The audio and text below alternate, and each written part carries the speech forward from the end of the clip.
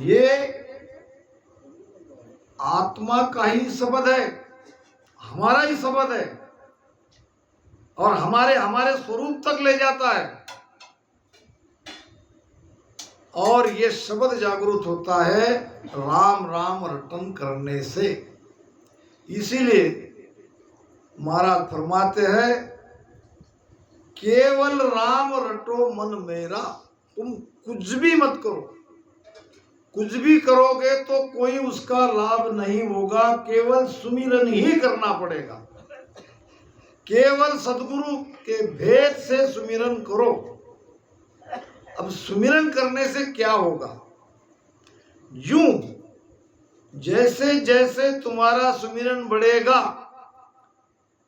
तुम्हारे कर्म, तुम्हारे पाप ये कट जाएंगे। आप कहोगे हमने तो कई सालों से हम रामसनी हैं, हम सुमिरन बराबर कर रहे हैं, हमारे कर्म तो कट गए होंगे।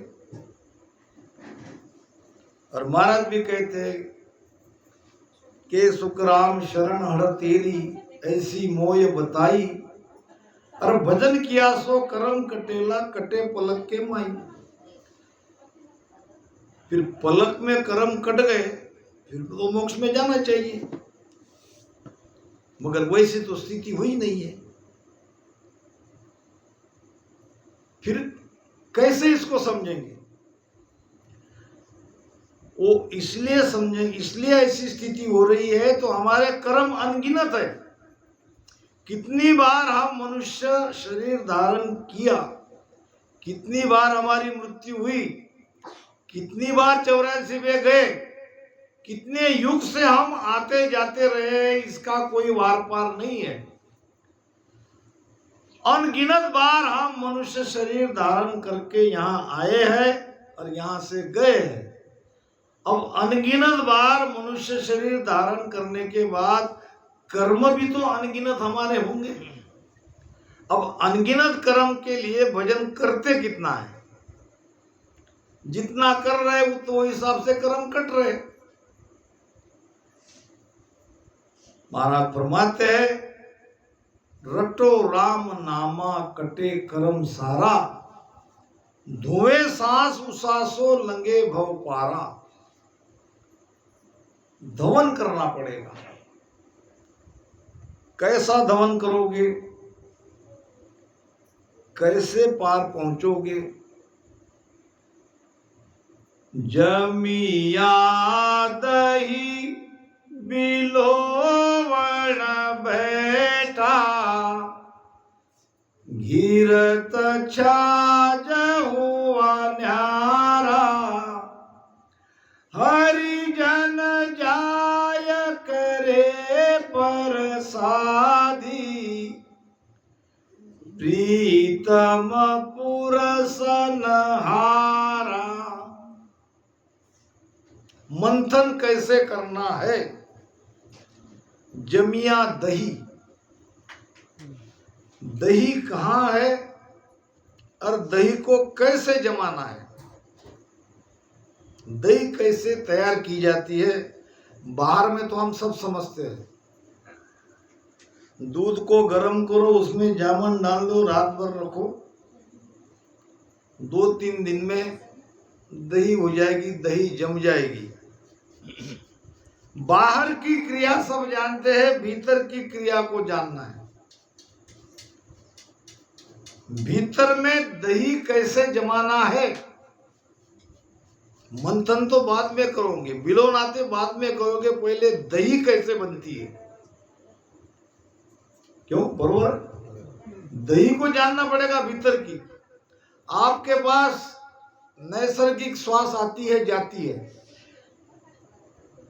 इसके लिए आपको कुछ नहीं करना पड़ता, रेडीमेड। अब आप जब भजन करते हो केवल श्वासा में मन को लगा के रखना है। मन को श्वासा में कैसे लगाओगे?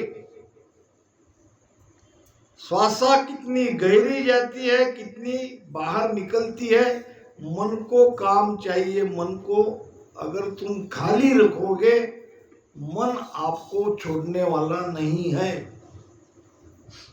बहुत बार कथा आती है, बहुत बार हमने सुनी, भूत की कथा कई बार हम सुनते हैं कि अगर तुम मुझे काम नहीं बताओगे तो मैं तुम्हें खा जाऊंगा। अब कितना भी काम बताए वो तो भूत ही था। अब भागा भागा गया संत के पास। समस्या आती है तभी तो संत के पास जाते हैं, ऐसे कौन जाता। बाबा तो तब बड़े काम में आते हैं। यूपी में एक बाई मिली मुझे, महाराज जी, मैं बोला क्या आपका फोटो है? फोटो तो नहीं है मेरा, अगर किसी ने निकाला तो भेज दूंगा। क्यों? नहीं, मेरा बच्चा रोता है, उसको डराने के लिए तुम्हारा फोटो चाहिए। बाबा का उपयोग ऐसा भी होता है। तो कहने का भाव, जब समय आता है तभी किसी न किसी संत के पास जाती है। तो गया तो संत ने कहा बड़ी आसान, इसमें कोई समस्या है नहीं, तुम केवल मैं कहता हूं वैसा करो। उसी भूत को जाके जंगल में भेजो, लकड़ा लाने के लिए को, उसको गाड़ने के लिए कहो और उसको ऊपर चढ़ने के लिए कहो, फिर नीचे आने के लिए कहो। जितनी बातें कही मन ने तुरंत वो सब कर लिया। ऊपर चढ़ गया, नीचे उतर गया और कहने लगा बताओ काम, बताओ काम। जब तक दूसरा काम मैं तुम्हें नहीं बताऊंगा तब तक यही करते रहो। ये उतरना चढ़ना भी मेरा काम है, ये भी तो काम ही है और मेरा ही काम है। अब वो चढ़ता गया, उतरता गया, चढ़ता गया, उतरता गया और परेशान हो गया। वही हाथ जोड़ के कहने लगा कि मुझे तुम मुक्त करो। आपका हमारा मन उस भूत से कम नहीं है। मन को जरा सी आप संधि देते हो, चांस देते हो तो आपका भजन का पूरा कबाड़ा कर देगा। ये जो डुलकियां आती है, शरीर में कहीं दर्द होता है, कहीं खुजाते हैं हम बार बार, या इधर उधर पैर करते हैं, ये सब मन का खेल है। मन आपका श्वासा से हट गया, तुरंत श्वासा को आओ, श्वासा पे लगाओ। श्वासा पे नहीं लगाओगे तो भजन करने ही नहीं देगा। वो परेशान होके आपको कहना चाहिए उसने कि भाई जहां तुम कहते हो वहां मैं लग जाता हूं, मगर मुझे यहां से हटाओ, जैसा वो भूत ने कहा था। और दूसरी बात, रसना से राम राम रटन करना छोड़ो मत। छोड़ते ही परेशानियां खड़ी होती है। अभी गुरु पूर्णिमा में सिरपुर में सत्संग थी और मैंने 15-16 लोग थे, ज्यादा नहीं थे, गुजरात के भी आए थे। पहले ही कह दिया कि जल्दी जल्दी सो जाओ, सुबह 4 उठना ही है, 3 घंटे का भजन करना ही है। और जब उन्होंने भजन किया तो सुबह कहने लगे कि आप सत्संग करो ही मत और भजन को बिठाओ, क्योंकि भजन जब हम सामूहिक करते हैं तो एक वहां पे पॉजिटिव ऊर्जा रहती है। इसीलिए एक कोई भजन में लग गया तो दूसरे अंदर वो स्थिति पैदा होती है। संगत का गुण है ही है। वही एक अगर बातें करने लगा, एक अगर भजन करते करते वहां सो गया तो दूसरा भजन नहीं कर पाएगा। ये नैसर्गिक ऐसा ये होता है। तो केवल मैंने इसी बात पर जोर दिया कि आप केवल मन को श्वासा में रोक के रखो, राम राम करते रहो। राम राम बंद नहीं हो पाए। कैसे आपको नींद आती है, कैसे आप डुलकी लेते हो, ये मैं देखता हूं। फिर भी थोड़ा थोड़ा तो झटका दे ही देता है, मगर सावधान होके और भजन में बैठ जाते थे। अब ये चीज श्वासा मन के साथ और सुरती शब्द के साथ। सुरती क्या है? सुरती है आपका ध्यान। ध्यान से आप राम राम जो कर रहे हो उसको सुन रहे हो। रचना चालू है कि नहीं, इस पर ध्यान आप दे रहे हो। ध्यान ही तो देना है। ध्यान लगाना इसका मतलब क्या है? ध्यान देना। जो हम राम राम कर रहे हैं वो राम राम हो रहा है कि रचना बंद हो गई, इस पर ध्यान देना। इसका मतलब सूरत लगाना। और मन श्वासा के साथ देखते रहने चाहिए। मन को वो काम चाहिए, खंबे पे ऊपर चढ़ उतर चढ़ उतर चढ़। बस ये दो बातें आप ध्यान में सीख गए और आसन आपका मजबूत है तो आपकी दही जम गई। दमिया क्या जमिया दही। अब आपने दही को जमा लिया, अब करो बिलोना। कोई स्पीड से नहीं, धीरे धीरे धीरे धीरे अपने आप स्पीड बढ़ती जाएगी। इसको कहा है महाराज ने, जमिया दही बिलोवण बैठा, घीरत छाज हुआ न्यारा। घीरत नाम घी, छाज नाम जामन। अब यहां है घीरत ब्रह्म, छाज है माया। पीछम का रास्ता पकड़ते ही माया का असर मेरू तक है। मेरू पार करते ही, त्रिकुटी में आते ही प्योर घी आपको वहां। प्योर घी का मतलब क्या है? प्योर आनंद। त्रिकुटी तक परेशानी है, त्रिकुटी जाने के बाद तो कोई सवाल ही नहीं है भजन का। फिर कितना भजन करे कितना न करे ऐसा आपको लगेगा।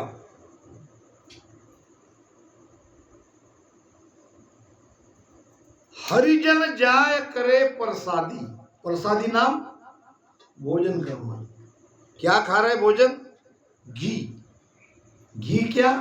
वो आनंद, वो परमानंद। कहा? त्रिकुटी में। और आपको परोस कौन रहा है? जैसा अभी हमारी बहनों ने हमको परोसा कि नहीं, वहां आपको घी परोस रहे परमात्मा। परमात्मा कह रहे लो लो लो। ऐसा है, अद्भुत भेद है। इसलिए केवल राम रटो मन मेरा। अब कौन सा राम का रटन करना है? जो हमारे अंदर बैठा है। आप कहोगे हमको तो 10वें द्वार उसके ऊपर सूरत लगाने को कहा, राम तो बाहर है घटके नहीं। ये कहां करे अंदर? जो बाहर है वही भीतर है।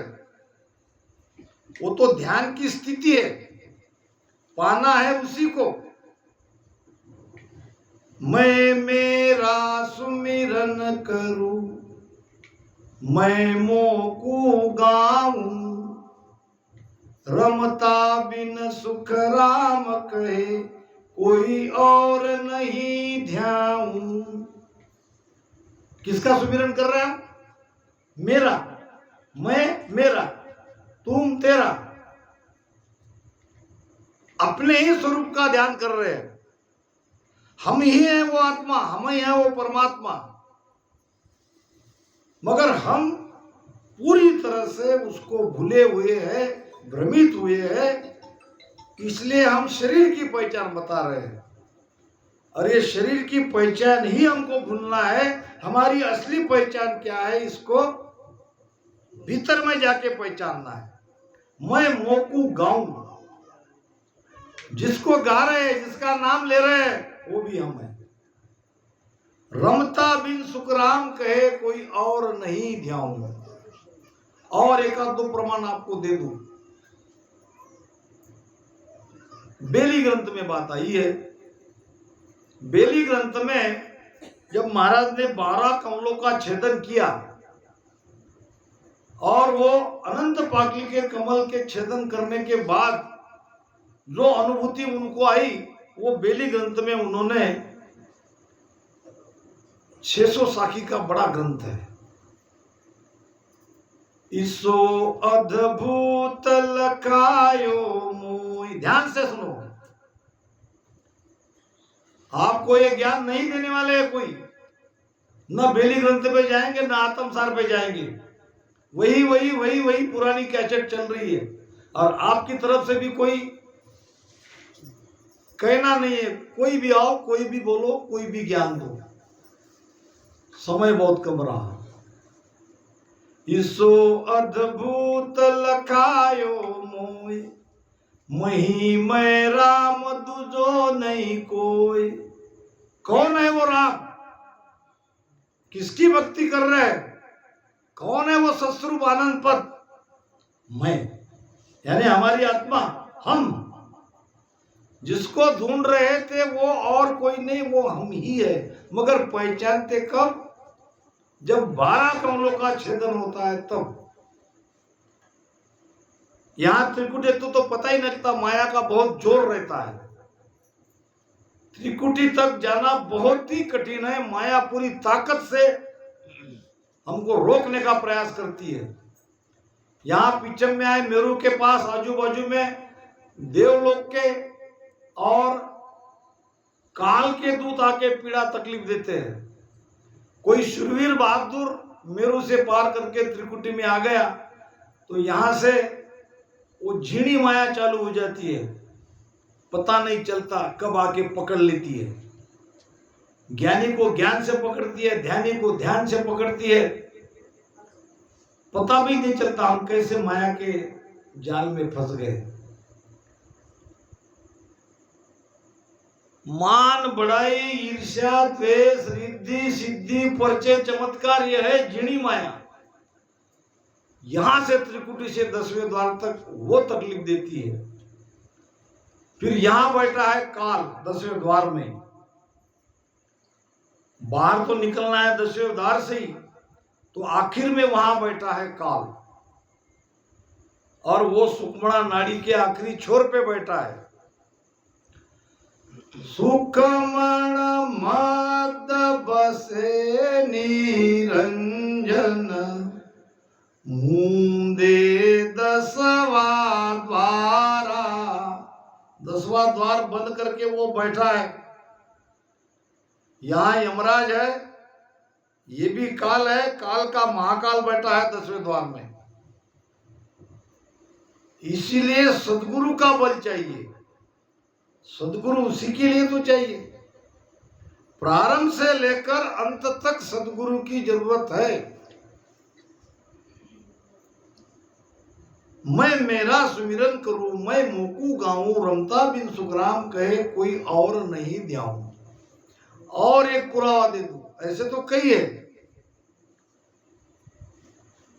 परम पद को प्रेम आपको आपई माई, परम पद को नाम आपको आप जपाई, परम पद में ध्यान आपको आपई धारे, परम पद में उलट आपको आपई तारे।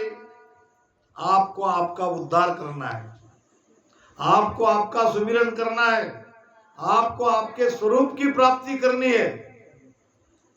इस विषय पर पूरा महाराज ने एक ग्रंथ ही लिखा है, उसका नाम है सत्स्वरूप आनंद पद नियंचर निज नाम।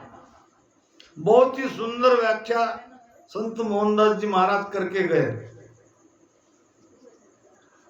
कि सत स्वरूप तो ब्राह्मण ही, नहीं सायब नहीं जीव, ना कुछ नार पुरुष है, ना कुछ यार न पीवन,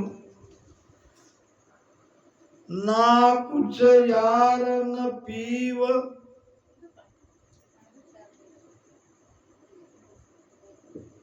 ना कुछ यारन पीव, ईसो पद अमर विचारा। सुख राम कहे आनंद है, नहीं धीनो नहीं धीव। सत स्वरूप तो ब्रह्म नहीं, नहीं सायब नहीं जीव। देख लो, अब हमारे महाराज ने तो ध्यान समाज पे चर्चा आज कराने के लिए कहा, बहुत बहुत उसको धन्यवाद देता हूँ। कम से कम बहुत दिनों बाद कोई विषय के लिए कहा तो गया। अब ध्यान समाज क्या समझेंगे, यही में अपना इधर उधर हो रही है गाड़ी, क्योंकि ज्ञान सिर के ऊपर से जाता है तब मन नहीं लगता सुनने में। जो भजन करने वाला है वही इस चीज को समझ सकते हैं, और वो भी जिसका भजन पिंड में ही है, वो क्या समझेगी ये बात। ये बहुत अद्भुत ज्ञान है, बहुत ऊंची वाणी है, बिरला ही समझ सकते हैं। तो आज नहीं तो कल आपको उस देश में जाना ही है। जिस देश में हमको जाना है उस देश के बारे में अभी से जान लेना अच्छा ही रहेगा। जैसा कि एक नगरी थी, एक नगरी में राजा की मृत्यु हो गई। अब राजा की मृत्यु होने के बाद नगरी के सभी दरबारियों ने ये निर्णय किया कि गांव के हर लड़के को उनकी एक लिस्ट बनाए, यादी, और यादी में से किसी एक की चिट्ठी निकाले। चिट्ठी निकालते ना, और जिसका नाम निकला उसको 5 साल तक राजा बन के उसका पूरा सुख वो 5 साल भोगेगा, और 5 साल के बाद उसको जंगल में छोड़ दिया जाएगा।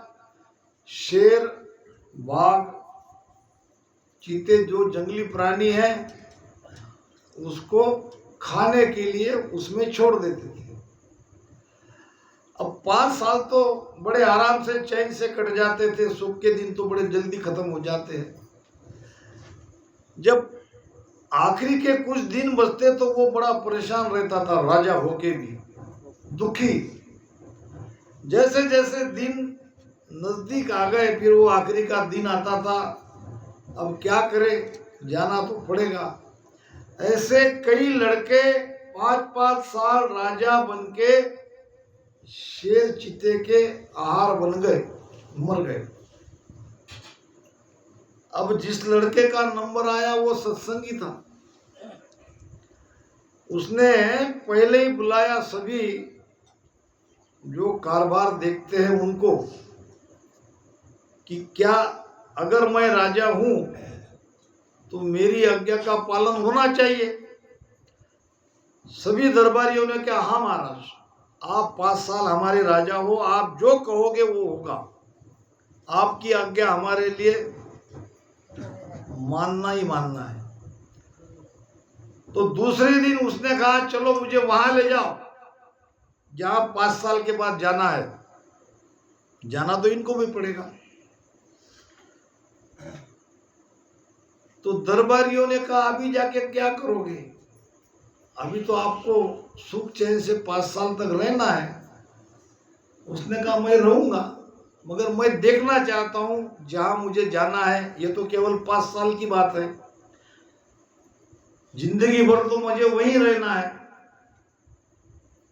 महाराज कहते हैं, तेरा तो डेरा जंगल माई, तामे फेर न को, राम राम तामे फेर न को, विश्वा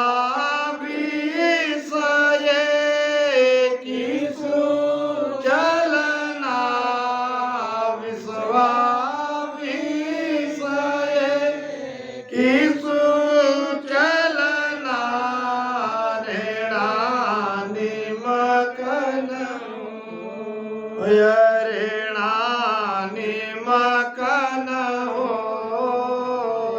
प्राणिया रे समजसी मारो राम प्राणिया रे समजसी मारो राम। दो ही बातों को याद रखना है, एक मौत और एक राम। मौत आनी ही है, जंगल में जाना ही है। एक फकीर था, बूढ़ा, बैठा था एक जगह। एक शरारती लड़का आया और फकीर की टोपी उठा के भाग गया।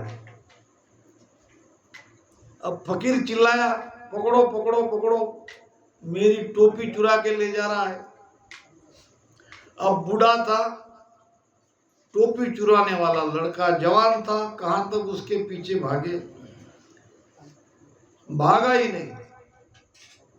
फकीर बैठा जाके स्मशान में, वहां धुनी लगा के वहां बैठ गया। अब कोई आदमी की मृत्यु हो गई, लोग उसे जलाने के लिए स्मशान में ले गए। देखा तो स्मशान में फकीर बैठा है। अब लोगों ने चिता को जला दिया। फिर फकीर के पास आए, कहने लगे, तुम यहां क्यों बैठे हो, ये तो स्मशान है। फकीर ने कहा, मुझे मालूम है। फिर यहां बैठने का कारण, मेरी टोपी चुरा ले गया लड़का है। तुम्हारी टोपी चुरा के ले गया? फिर वो लड़के को देखते, उसके पीछे जाते। मैं बूढ़ा आदमी, वो जवान, कहां तक उसके पीछे भागता। फिर क्या यहां तुम्हें उसकी टोपी मिलेगी? गारंटी तो बिल्कुल यही है, यही तो आएगा। आना तो उसको यही है, आज नहीं तो कल, 5 बरस में, 10 बरस में, 20 बरस में आएगा कहाँ? यही। इसलिए उसके इंतजार में यही बैठा हूं। बात तो बहुत सही थी उसकी। फकीर का तर्क कोई झूठ नहीं था। आखिर में हम सबको थक हार के कहा जाना है? स्मशान में। अब ये राजा गया जंगल में, जहां उसको आखिर में जाना है वहां, और तुरंत आदेश दे दिया, ये जंगल साफ करो। अब राजा का आदेश कौन बोलने वाला? नहीं, वो 5 साल के लिए तुम्हारे खत्म होने के बाद यही आपको लेना है, वो मैं देख लूंगा। जंगल और भी कई है, आगे की आगे 5 साल अभी बहुत है। कटाई होने लगी। अब कहा कि यहाँ मकान बनाओ और मेरे लिए बहुत ही बढ़िया बंगला यहाँ भी बनाओ। बहुत बढ़िया बंगला बन गया, आजू बाजू में कई बंगले बन गए, एक बहुत बढ़िया कॉलोनी, सुंदर नगर बन गया। 5 साल में सारी सुविधा वहां पे जुटा दी गई। अब 5 साल धीरे धीरे खत्म हो गए और राजा के जैसा, ये राजा के चेहरे पर दुख की छटा भी नहीं थी। लोग सब रो रहे, बहुत बढ़िया राजा था, बहुत अच्छा काम किया, धर्म करने वाला था, न्यायी था, और आज ये छोड़ के चला जा रहा है। सारी नगरी के लोग आके रो रहे उनको विदाई करने के लिए। वो कहने लगा कि मैं कहीं जा ही नहीं रहा हूं, अगर विश्वास नहीं हो तो देख लो जाके। अगर किसी को मेरे साथ आना है तो उसके लिए मकान मैंने पहले ही बना के रखे हैं। अब सचमुच लोग उसके पीछे पीछे गए। वहां न शेर, न चीता, न बाघ, न जंगल। इस महल से जाके उस महल में बैठ गया और लोग बैठ गए। हमको जीवन सुधारना नहीं है, मेरी बात ध्यान से सुनो। जैसे तैसे आपका जीवन बीत जाएगा, मौत को सुधारो। याच्यासाठी केला होता अट्टहास, शेवटचा दिवस गोड व्हावा। होश में मरो, भजन में मरो, कैसे मत मरो। समझ में आना चाहिए आपकी मौत किस टाइम में किस वक्त आ रही है, उसके संकेत है। राजा परीक्षित ने